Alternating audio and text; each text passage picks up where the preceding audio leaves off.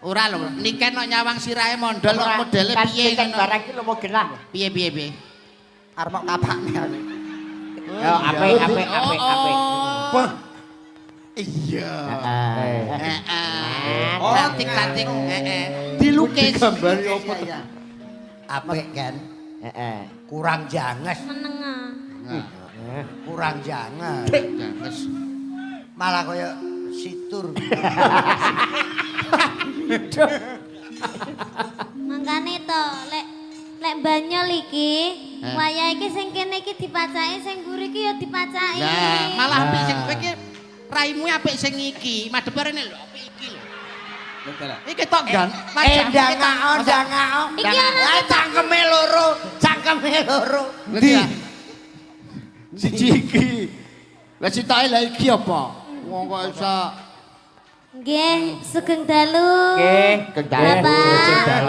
Bapak Dalang, sugeng dalu. Nggih, Mbak. Nggih, jenengan paring asma Bapak sinten? Nggih, niki saking etan kula Edi Darsono. Nggih, derek pitepangan kula niken, Pak. Nggih.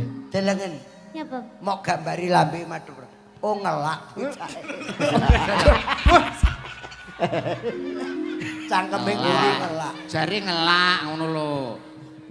Gambar Bapak Klenteng. Nggih. Bener. Lek niki Bapak sinten, Pak? Ditya. Raditya. Weh. Napa?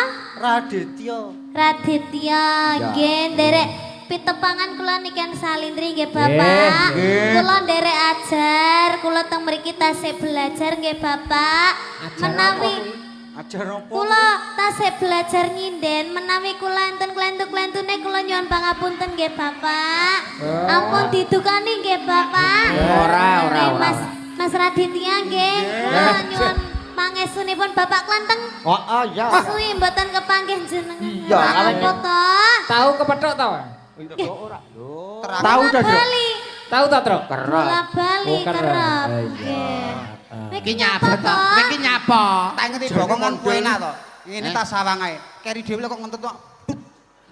Lah nyang apa nyapa? Wong niken ki omongan karo dalang kok kowe goleki ada wedak. Kan nek Nyelo-nyelo lho iki. ora kok nyelo-nyelo wong kenalan ki biasa ki penak. Lho, kok nganggo ngene. Kudune ora mundur. Kudune ya aja mundur wong aku ini. Lah piye nek kenalan? Ya kudune maju.